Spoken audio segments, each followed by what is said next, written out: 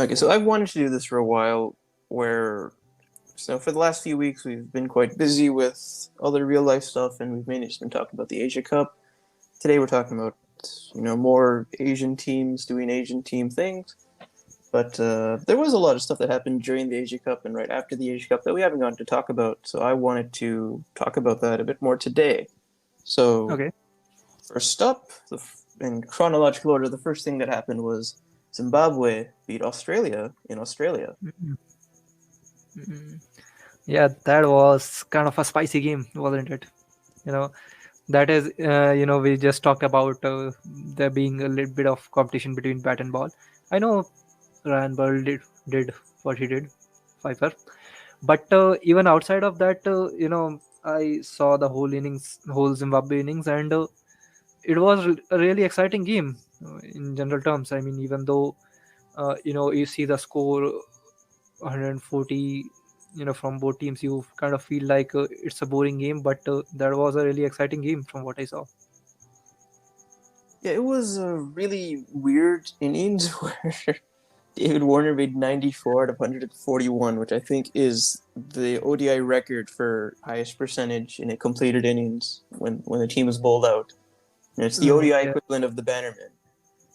yeah, And yeah, actually that was something I was confused about, because I thought Harmanpreet Kaur scored 171 and the team score was 281 in that innings. Then I realized India did not get bowled out, and it was a 43 over game, I think, so that does not count. yeah, there was uh, also one Viv Richards innings. I think yeah, it yeah, was 180, 189, 89. 189, yeah. That's also greater percentage, but again, West Indies weren't bowled out. It was partly because Richards and Holding made like 100 for the final wicket or whatever, and uh, Holding barely batted. oh yeah, I think West Indies got to what, 266 in that game. Yeah, So yeah, it was a it was lot a for the better time, but percentage. not Yeah, much looking back. yeah. So basically, it was the highest percentage, but again, does not count because they did not get bowled out. And from what I saw in that game, actually the pitch was not as crazy as it was made out to be. Obviously, the whole Ranbird spell happened because Australia were kind of in a hurry. If you see the wickets of David Warner or Glenn Maxwell, you could see the mistakes they have made were very clear and kind of silly. And it was kind of the theme of that game. I mean, the same mistakes that they made were also made by others. Even the Zimbabwe batters did similar mistakes when they were batting. They kind of felt like they wanted to finish the game early on, as early as possible. And I think that was the overall theme of the game. And at the end, Chakabwa did really well to hold one end and finish the game at the end. Yeah, that's sort of the feeling you get from the whole Australian winter. Would this be winter for Australia? It's more like early spring, I guess. This was played slightly out of season. That's why this game was up in Townsville instead of one of the main grounds. That's why the series after this as well, which we'll get to in a minute, against New Zealand was in Cairns and not in one of the main grounds. It's because the main grounds are being used for other things. It's very cold down south right now, so all these are up north. And yeah, like this Zimbabwe series was originally going to be August 2020, again out of the Australian season because they're just hiding it away because they don't really want to play Zimbabwe. It's for the Super League, so they had to play it eventually. And it was very quiet for a long time. It got scheduled, even though the Zimbabwean request for a test match was denied, and it's just the 3 ODIs, and then Zimbabwe were sent home. But yeah, Zimbabwe definitely gave a great account of themselves on this series. They didn't do too badly in the first ODI. They had a terrible second ODI where they made their lowest ever score against Australia, but they bounced back in that last game to win. They've only beaten. It's only their third ever ODI win against Australia. I think it's fourth ever all format. Uh, Yeah, they actually, I won. have witnessed three of them live. Yeah, they won the 1983 World Cup, which I'm pretty sure you didn't witness that. They won No, that's in not that one.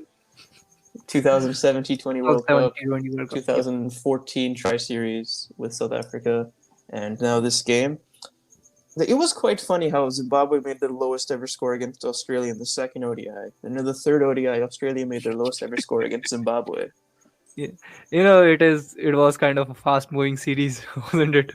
Everything kind of got done really quickly. I mean, uh, how long did Australia last in the third game? It was 31 overs. So basically, the whole game was done and dusted in 70 overs. And similar theme went, applied for the second game as well. Yeah, the second ODI So, was less than 50 overs total. yeah, it So, yeah, is. It was what, it was 50? 52.3 overs. So just No, actually 42 overs. 42 overs, yeah. Yeah, Yeah, less than 50 42. overs. Yeah. Yeah, so that was kind of the thing. And I mean, obviously, we are going to talk about it, the New Zealand and Australia series. But, taking it into a bit of a meta perspective, you kind of add those two series and you realize that there's a reason why international cricket is not played in this part of Australia too much. I mean, I think Cairns kind of hosts under 19 World Cup games, right? I think they did it in 2012 and 2018. If I'm They hosted an under-19 World Cup. They mainly held it at this part of Australia. The final was at Townsville. yeah. So I remember from those games that the scoring is really tough on these wickets. From what I remember, even there the scores, even in the Townsville, on the Townsville pitch and on the Cairns pitch, the scoring is kind of really halted. So seems like every time the cricket would be played during this time in Australia, you can kind of expect this as it happened in the New Zealand series as well. Yeah, it's just a different part of the country. It doesn't get to host much cricket, so the way the pitches aren't as well prepared, well maintained. I don't think the pitches were like awful. It's just they were different. They did offer a challenge, and for batters that might not be as used to that sort of challenge, is used to sticking it, grinding it off. It represented a bit of difficulty, and we saw that with the series. It was very low scoring. Yeah, and it kind of brings out some stuff about the batters as well. New Zealand has kind of been in a bad shape. Their whole team too in general. I mean, they have played a lot of teams in recent time. They were on that Europe tour, but obviously there's a difference between playing Scotland or Ireland and then playing someone like Australia, and it kind of showed, didn't it? Especially with Kane Williamson, who kind of he looked really cooked from what I can see.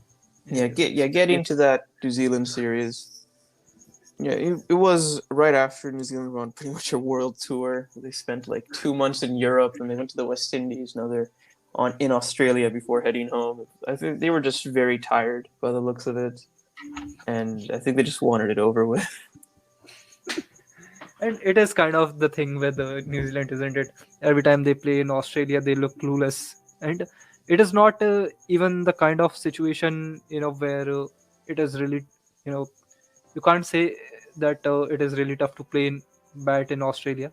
At least not on the usual pitches. These were kind of the worst for wear kind of pitches.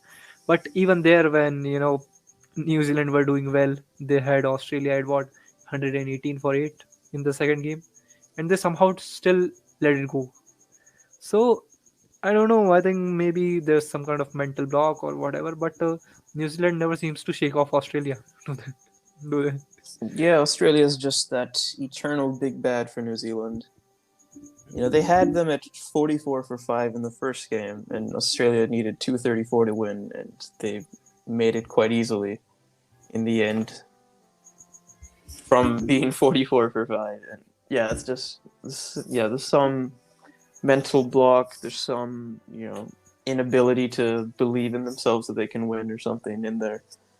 Basically, like what New Zealand spent all summer doing to Ireland, Australia did to New Zealand.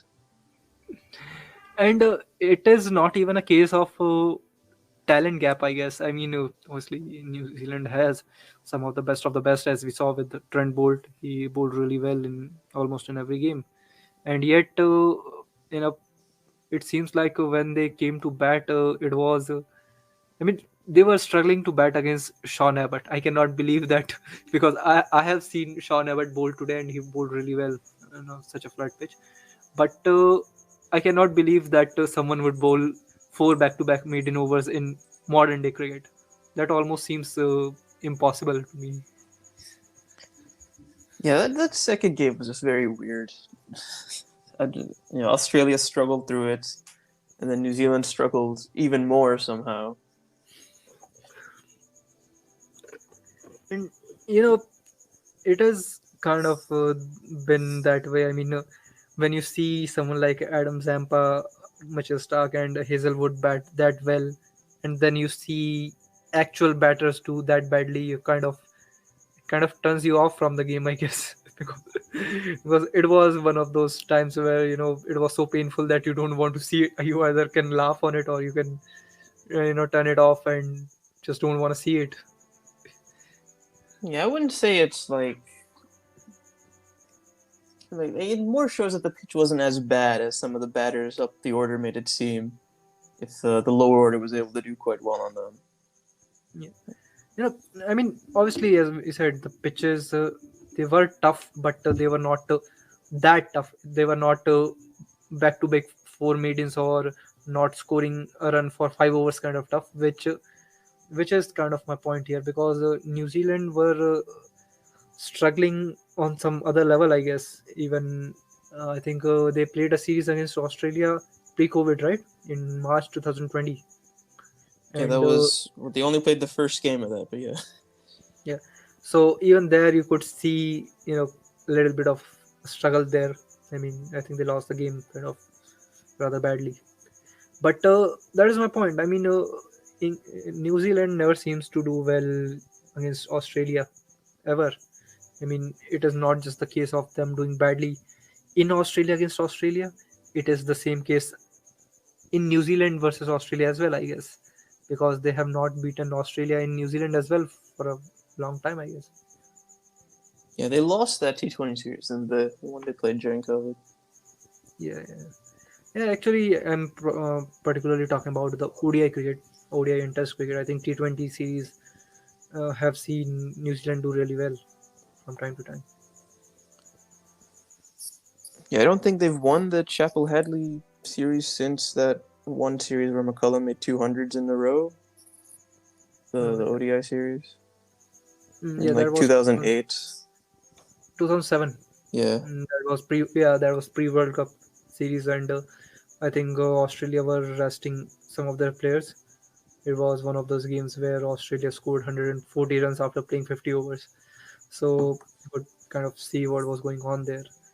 And that has been the case with New Zealand, I guess. I mean, even back then in 2007, I remember they once defeated Australia by chasing 347, I think.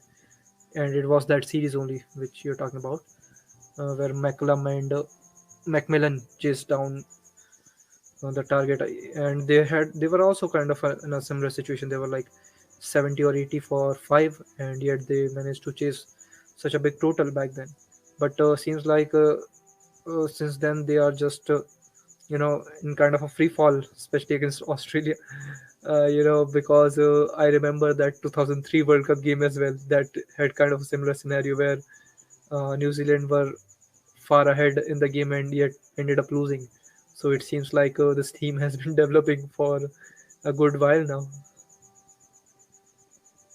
Yeah, it goes back to 1940 or whatever, 1948, I think, when New Zealand 46 when New Zealand played their first test against Australia. They lost so badly that Australia never visited for another 30 years. Yeah, they're just forever in Big Brother's shadow. And even when New Zealand should be the better team, like they have been on their last two trips to Australia, last two test trips to Australia, and even on this ODI trip, they just fall apart and don't really know what to do with themselves. And the worst thing is, at least when there's a team like New Zealand, you expect them to win a game or get close to winning a game. But especially in the test format, it seems like they are the most distant thing from winning a game because their defeat margins are always so high that you feel like there was never a contest there.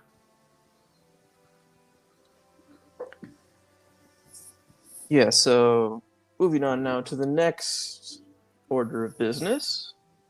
A couple of teams qualified for the U19 Women's World Cup next year. Oh So, yes. so Indonesia and the USA and I think it was Scotland have already qualified from previous qualifiers.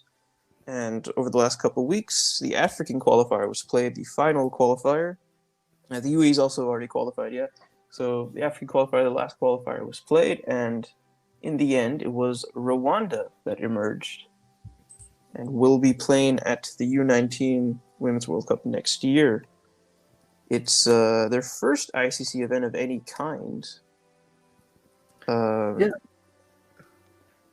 and you bring up a really good thing here that uh, that is something really unique about women's cricket, that the same one bunch that we usually see in men's cricket is it is not the same here. I mean, firstly, Rwanda is one of those cases. Even uh, as we saw Thailand or even UAE, they are kind of far ahead compared to their their other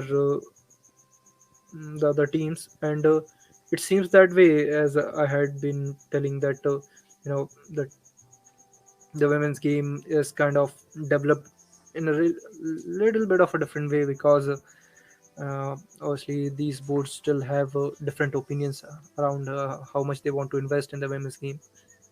Even Zimbabwe, who, at least as we have talked about, their men's team is kind of doing well, but the women's team is still lagging here and there. I mean, they have a few good players in their team.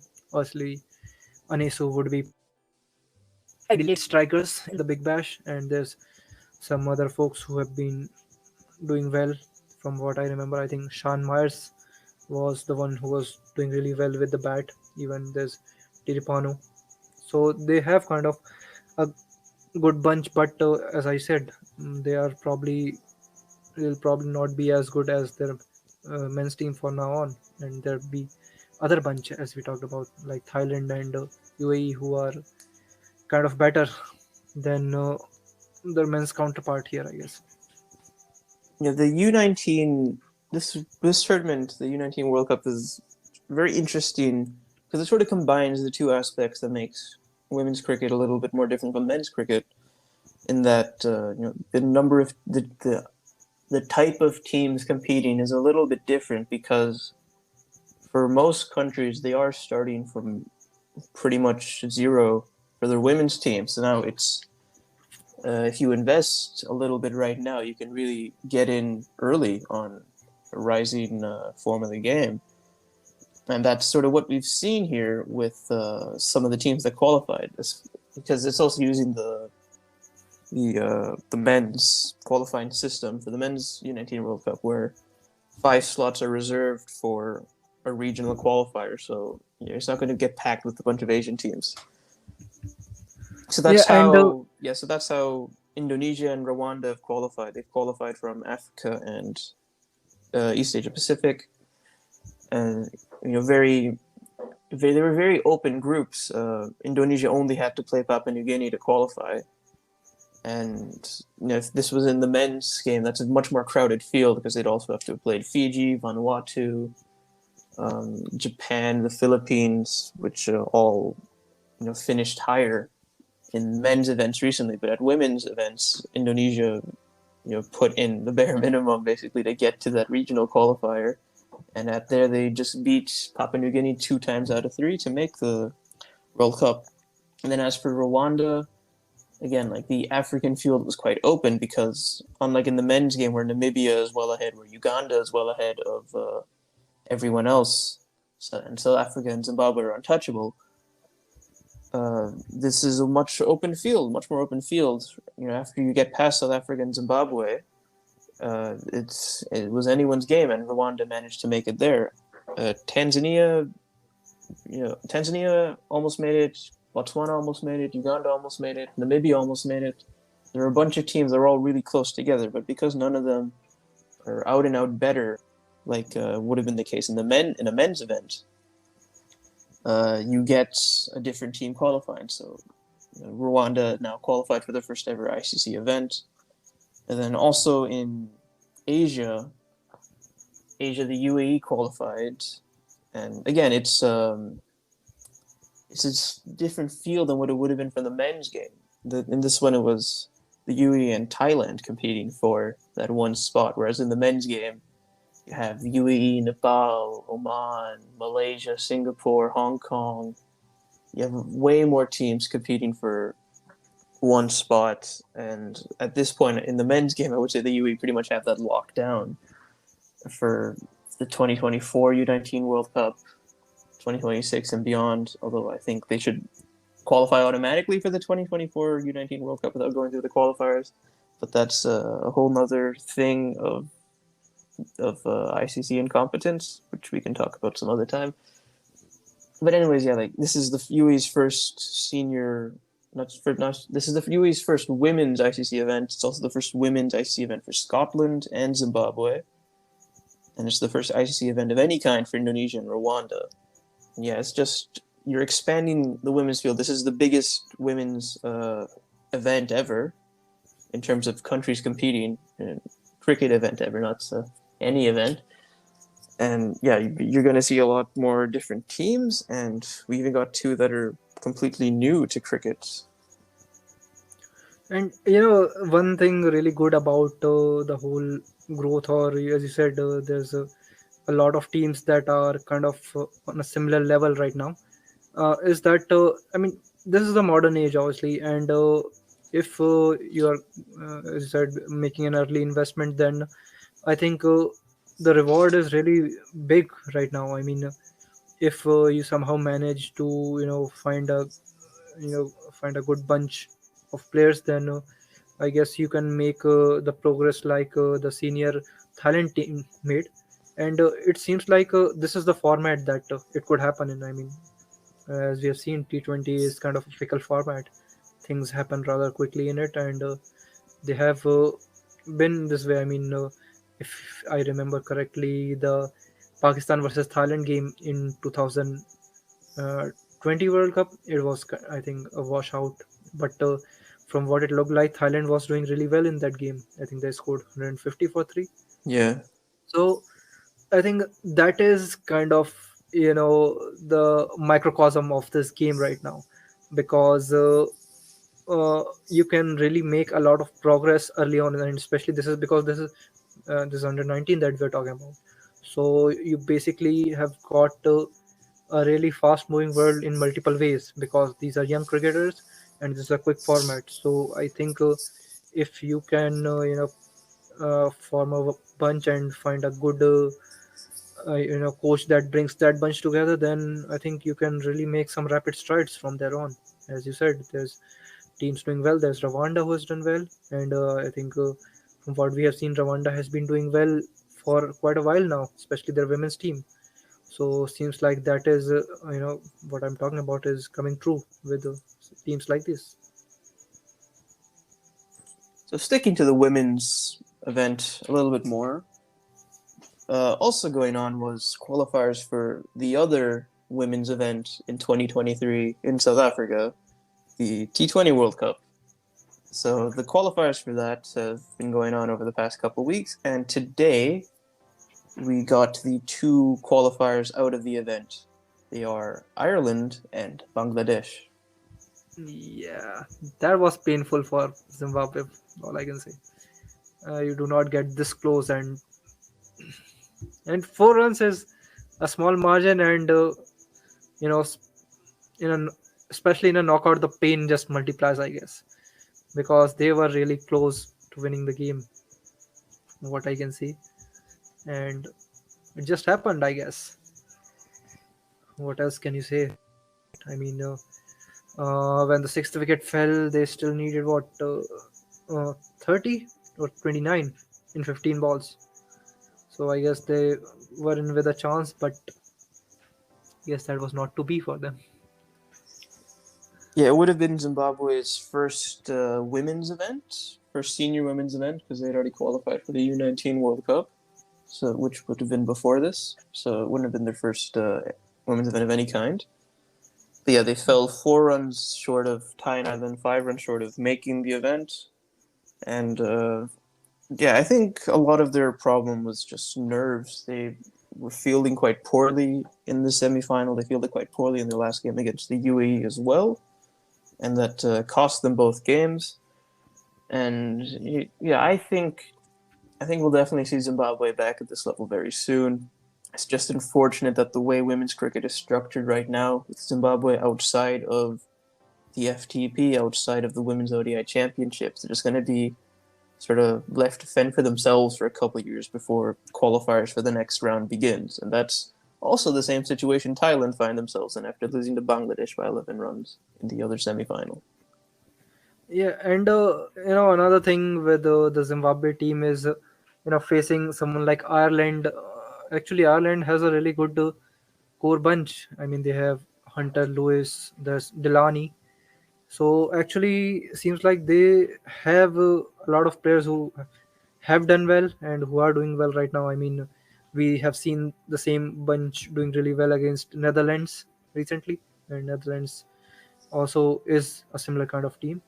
So I guess I mean it happens because obviously Zimbabwe is still an up and coming team, and as you said, they'll kind of be left to fend for for themselves for a while from here on. So I guess that was the kind of situation where they came close, but I guess their opponents were way too good for them, and they just close. And there's nothing that can be done right now, but obviously they can all they can do is maybe come back better next time.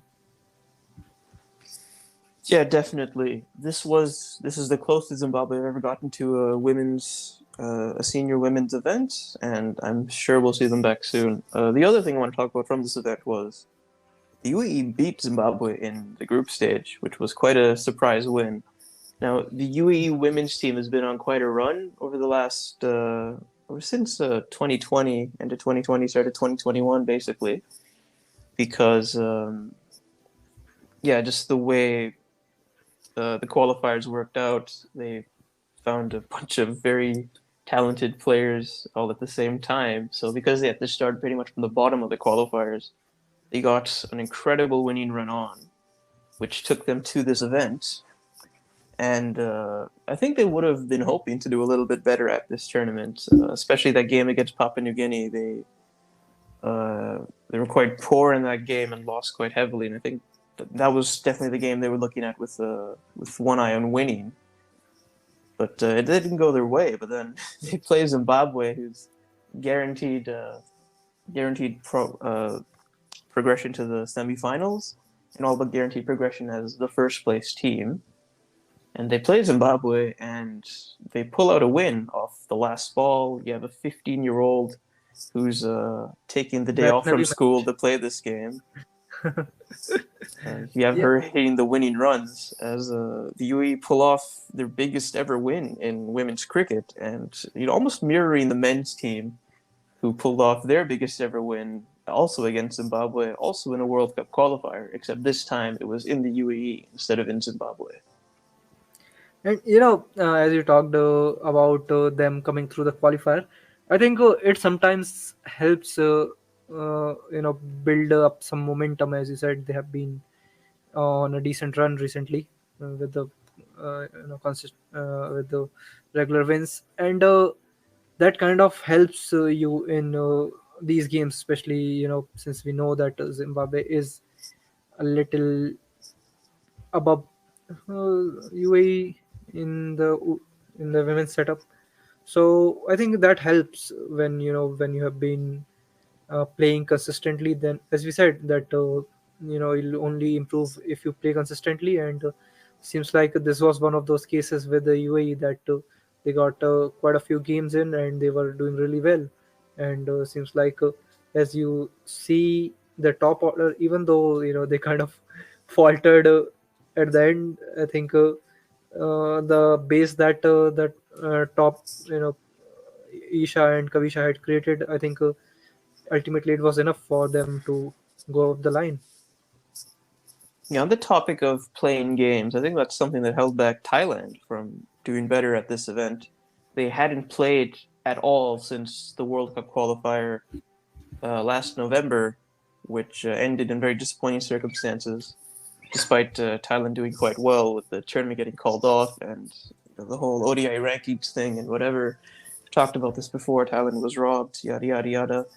But Thailand haven't played an international match since then. So they came into this tournament. The only internationals they had played in almost 12 months was the quadrangular series scheduled right before the tournament and the warm up games. And I think that probably, I think they were a little rusty. They seemed like they were shaking off the rust a little bit, but just not in enough time to get over the line against Bangladesh. They pulled the game quite close, especially from the poor position they found themselves in after the top order did quite poorly. Uh, Natakan Chantam really dragged that game back, but when she was gone with the 2 balls left, it was over. Yeah, I mean, with the Thailand, it is kind of a really heartwarming story in general. I mean, we saw their performance in the 2020 T20 World Cup, and we saw they were kind of robbed in the qualifiers due to the whole COVID thing. But even here, as you said, they kind of faltered at the end there. But you see guys like Chantam or Buchatham, I think that's how it's pronounced. Beg your pardon if that is wrong. But from what I have seen of Thailand, it kind of makes me feel like it is they are basically the the women's equivalent of Afghanistan's T20 team. From, but obviously not exactly. They kind of have a good batting bunch, but seems like they are kind of similar to the Afghanistan team, especially given that they have done really well at that level, and also the fact that their skill level seems really high for for someone who do not get a lot of game time. Yeah, we were talking about this earlier about just playing games helps you get better, and we saw that last year. Thailand played a ton of 50 over games, a ton of just getting match practice in before the World Cup qualifier. And I think that played a huge part in why they did so well at the World Cup qualifier. And they weren't able to schedule those this time around ahead of this T20 World Cup qualifier. And I think that sort of showed in the results they got. They lost to Zimbabwe quite disappointingly. Um, they did uh, they did well against the UAE. They definitely did much worse than they would have expected against Papua New Guinea, and ultimately they were not able to pull it over the line against Bangladesh. But still congratulations to Bangladesh back at the World Cup again. They qualified last time, and they're going to be back. And congratulations to Ireland as well, back at the T20 World Cup for the first time since 2018. They missed out in 2020 after losing to Thailand in the qualifier. Bangladesh is really interesting in that prospect because from what I have seen, they are kind of uh, a middling team, from what I can say. I mean, we have seen their spin resources in the 50 over World Cup, and it seemed like when there was some assistance from the pitch, they even kind of scared Australia. So obviously, you can see that they have a lot of good things going for them. But it is kind of an iffy subject to talk about, probably from meal. But uh, Bangladesh team and the women's game in general will have to, come off this whole physical thing.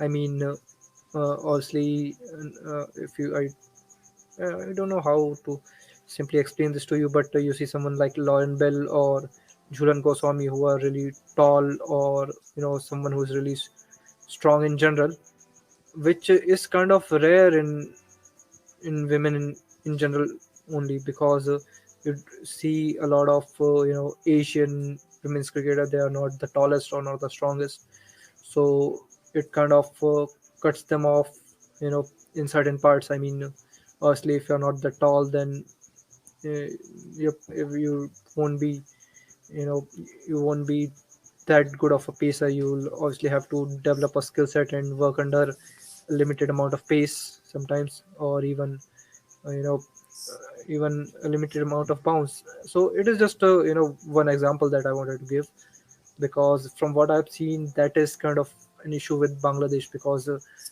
their spin bowling is really good. Even their batting is pretty capable. We have seen that them in the 50 over World Cup, even and in the T20 World Cup. But seems like that physical factors kind of affects the women's game in the worst possible way, I guess. So going forward for these teams, Bangladesh and Ireland will be at the World Cup. Zimbabwe, we talked about, they're probably off to the wilderness for a bit.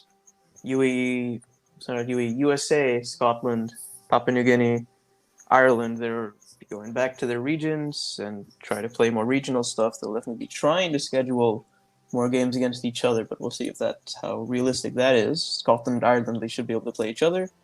And then there's Thailand and the UAE, who have the Women's Asia Cup coming up next That is month. interesting. So for them, they get one last chance to show what they can do against the best teams of their region before heading back down to sub-regional level for a little bit.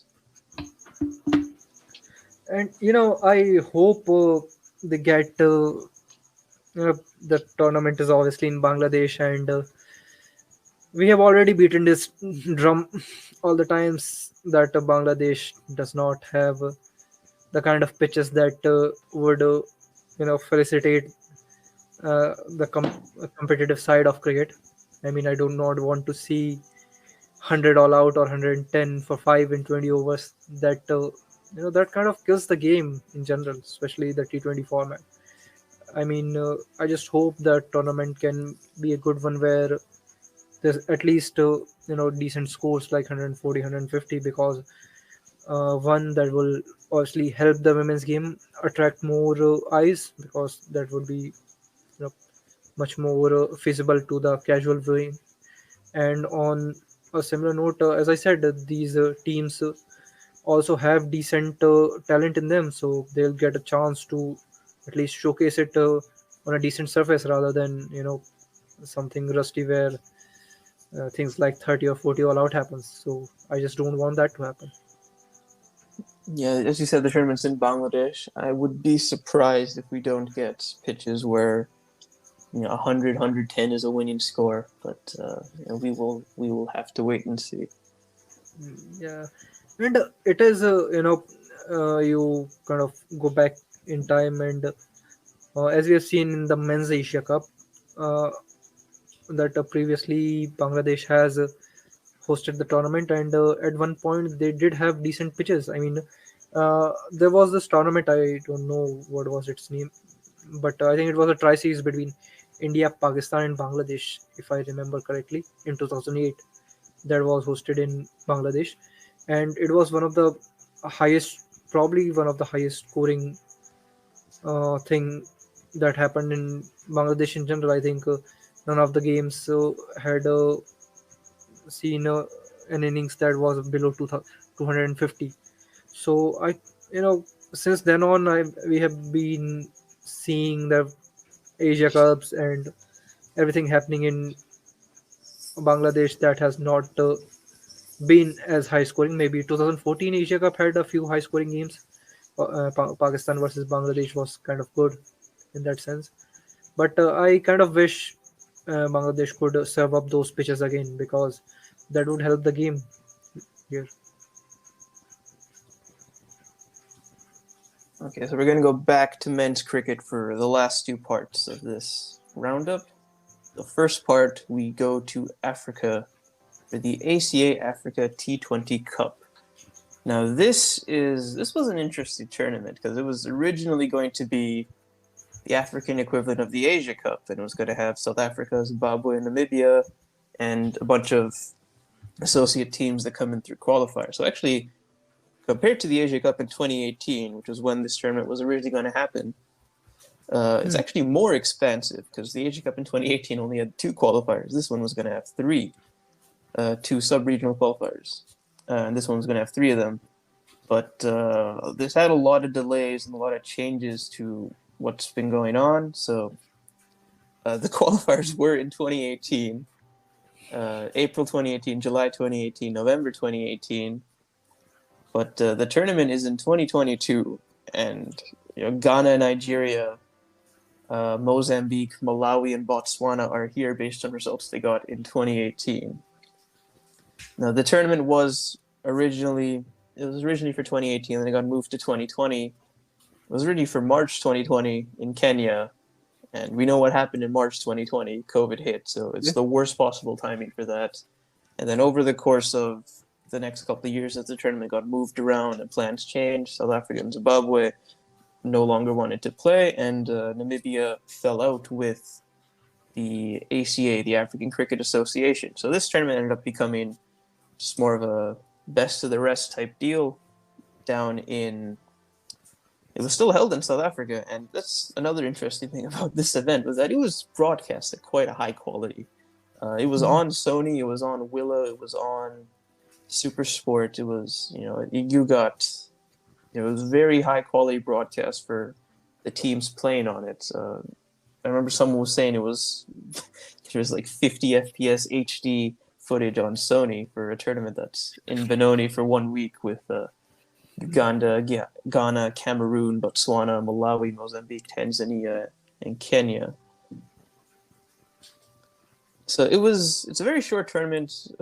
Teams were playing twice in a day. Tanzania was a late entrant into the event because somebody pulled out, so they flew into the country. The next day they played Cameroon and Kenya back to back, and they won both games, which was very good for Tanzania. Yep, top the group. Yeah, they topped their group. Kenya, Kenya gets brought up a lot because a lot of people online now grew up at a time when Kenya was very good in the mid 2000s. Kenya honestly probably did better at this event than I expected of them because they're worse than they were in 2003. They're better than they were in 2020, which is what I'll say on Kenya. So I don't think them finishing as a semifinalist is that bad of a deal for them. But yeah, the story of this is the main story from this is Uganda and Tanzania, the 2 finalists. Uganda came into this event as the heavy favorites, because they are, I would say they're the best team in Africa that doesn't have ODI status, so that's not South Africa, Zimbabwe, or Namibia. And they showed it at this event. They topped their group unbeaten. They beat everyone quite comfortably in their group. And then they have a semifinal against Kenya. And while it comes close, they do pull it off reasonably well enough. Actually, they had semifinal against Botswana. The Uganda semifinal was against... Okay, Kenya. Okay, that's my fault. Yes, they pull off the semifinal win against Kenya quite well. Meanwhile, Tanzania, who... Yeah, I'm willing to bet a lot of people listening to this haven't heard of Tanzania before because it's not the most notable country, but they are a former British colony. So, obviously they're decent at cricket. Right next to South Africa. And they've had a good run at the African U19 qualifiers earlier this year. They almost qualified for the U19 World Cup, but in the end, Uganda made it. And at this event, Tanzania, they beat Kenya. They comfortably destroyed Cameroon and Malawi. And then they had the semifinal with Botswana, where they pulled it off in the end. And then you come to the final, Uganda against Tanzania. And it's tough going. Tanzania bat really well. It's tough going for Uganda for a while. But in those last couple overs, they really run away with it. And they pull it home by 8 wickets with 2 balls remaining. Riyazat Ali Shah, 98 of 53. Yeah. That's nice. Actually, the whole situation around cricket in Africa in general, I don't know if anyone else has, a similar feeling around it, but I always feel that, cricket in African continent always feels kind of isolated in general. I mean, if you look at the other teams, even the ones that are kind of far behind right now than their neighbors, someone like Nepal when compared to India, Pakistan, Sri Lanka, or Papua New Guinea when compared to Australia, New Zealand, or even Ireland and Scotland compared to England. You could actually see there's you know a decent level of competition or decent level of development in those teams that are around them. But when it comes to Africa, you know, maybe that is not the case with them. Even the ones that are around a team like South Africa. I mean, there's Namibia, there's Zimbabwe, but seems like everyone is kind of stuck at one position, I guess, because these teams, you know, obviously we have already talked about ICC not being a really competent governing body, which kind of hurts them in general. And then there's just whole being in kind of a different world in general, which kind of further doesn't help their causes, I guess. As you said, this tournament took place in Benoni, Willowmore Park, was it? Yeah. And it is kind of a thing, South Africa obviously pulled out of it. Probably them playing this tournament would have helped the cause of these teams. I mean, as you said, there's a great broadcast be- put together for it. If South Africa would have featured here, this could have changed a lot for teams like Tanzania and Uganda. But that is what happens when cricket is isolated. I mean, the bigger boards find it easy to turn things away, which has been kind of happening for a while. I mean, even the similar things have happened with Zimbabwe, as you talked about. You know, Australia, who kind of easily rejected their plea, which honestly, as I said, it is kind of sad, but I guess this is kind of a rule of nature, I guess. I mean, if you get isolated, then it kind of becomes a pattern that people are, you know, just rather happy to reject you rather than trying to help you. And this kind of seems to happen with these African teams as well, especially Kenya, who I think they had a whole corruption issue. I think Kenya had it, which has kind of plagued their selection and cricket board in general. And it shows, as we have seen, Kenya has fallen far down the pecking order. Even Namibia seem to be in a decent position around the early 2000s. They have kind of slowed down from back then. So I guess this is the whole thing with the African continent, and it is hurting them. Yeah, so a lot of African teams, I feel like I don't think Africa would have that many teams in the top 20 cricket nations, but I feel if you expand it to top 40, top 50, there are a lot of them in there, just in that 20 to 40 range. Like Uganda, Kenya, Tanzania, uh, Botswana, Rwanda wasn't at this event, but they're quite decent. Remember, like the qualifiers for this were 4 years ago. African cricket has changed a lot in 4 years, with a lot of new teams, really emerging and powering up the blocks, as we've seen at the last couple of U19 qualifiers. And yeah, there's just a lot of room for growth in African cricket, and if we can get that, it would really be amazing to see. But I'm not sure, if we will get that. But and if we do, it will. It could really change the face of.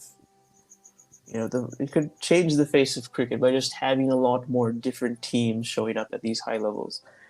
And you were talking about isolation. African cricket actually feels like the most connected one, weirdly, like with amongst themselves, because these teams are playing each other a lot. Like we're talking about England and Pakistan playing a 7-match T20 series. Malawi and Mozambique were doing this 3 years ago. Right? Like these teams love to play each other, and they get a lot of qualifiers in. And if they keep the African T20 Cup going, whether it includes Zimbabwe and South Africa and Namibia or not, that's still more qualifier events for them to play. And then they have the qualifiers for T20 World Cups, for U19 World Cups, maybe for 50 over World Cups again. And and their qualifier events are the most expansive in cricket. Like even Asia's aren't this expansive. Asia just gets two regions and the top few teams in each region, which you've heard of already, to play them. Africa really goes all over the continent, and Mali gets invited to these things. Cameroon got invited to this thing. Cameroon's not even an English colony; they're a French colony, former French colony. I think Angola's played at these before as well. They're a former Portuguese colony. Mozambique's a former Portuguese colony. It's just a very different face to cricket on Africa compared to the other continents. And, if it keeps growing, it could really be a very interesting thing to see.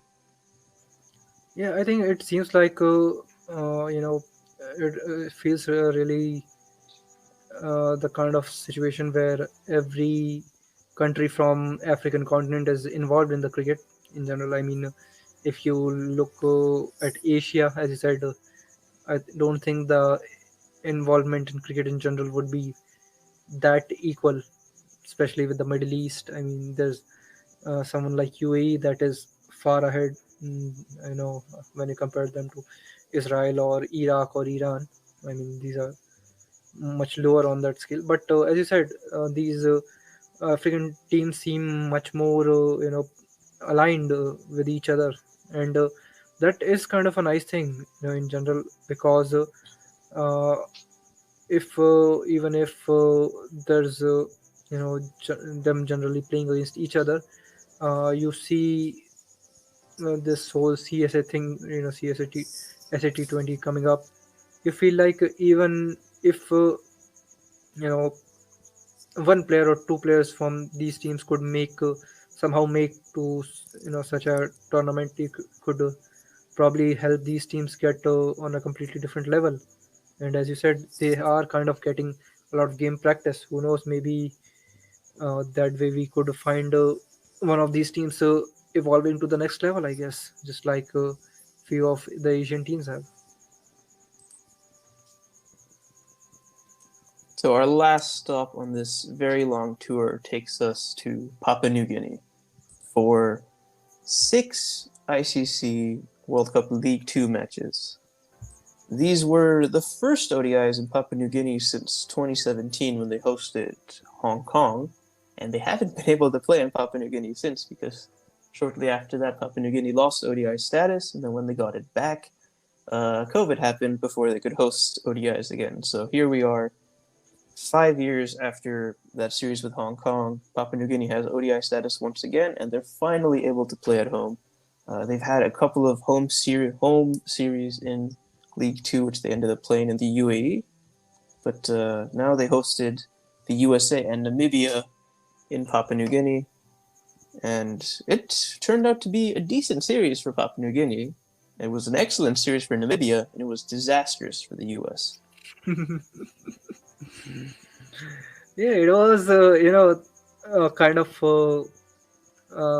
a series that put things into perspective for everyone. I mean, firstly, Namibia knew they are kind of you know the best of the bunch, but when you see teams like Papua New Guinea or USA, we have talked about this already, that USA still needs a lot of work. I mean, they have their stuff around them.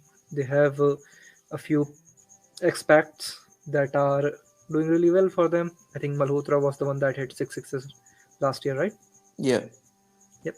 And I mean, they have a decent bunch. It is just a matter of game practice, and I think even if they have not done that well here, I think that match practice is still pretty valuable for them here. I mean, obviously, they should have done much better in few of the games where they lost, especially the second game against Papua New Guinea, where it seemed like 211 seemed chaseable there, but they did not do well enough. Kind of got tangled by the spin there. Vanua and Asadwala doing really well there.